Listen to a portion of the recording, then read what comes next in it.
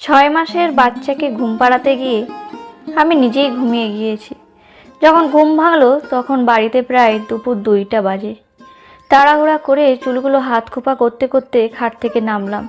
মাথায় একটাই চিন্তা, আমি এখনো রান্না করিনি। এমনিতেও বিয়ের পর থেকে আমার কখনো রান্না করতে হয়নি। আমার শাশুড়ি মা নিজেই রান্না করেন এবং আমাকে মাঝে মাঝে মুখে তুলে খাইয়ে দেন। আমি রান্না করতে চাইলে বলতেন, আগে আরও বড় হও, তারপর রান্না করে আমাকে খাওয়াবে। আজকে অনেক শখ করে বলেছিলাম, আম্মা আজকে রান্নাটা আমি করতে চাই। আমার আকুলতা দেখে তিনি আর না করতে পারেননি, রাজি হয়ে যান। রান্নার জন্য সব কাটাকাটি করার পর চাল ধোয়ার সময় মেয়েটা কেঁদে ওঠে।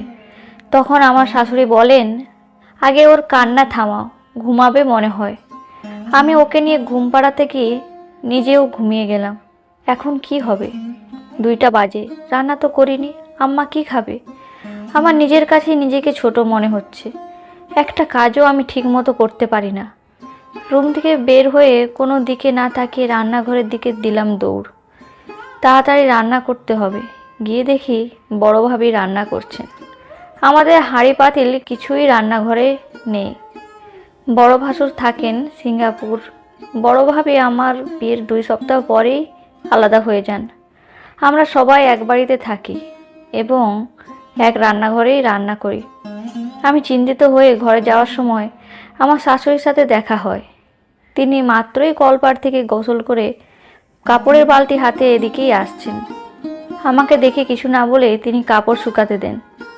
চুপচাপ দাঁড়িয়ে আছি, কি করব বুঝতে পারছি না। তিনি কি আমার সাথে রাগ করেছেন?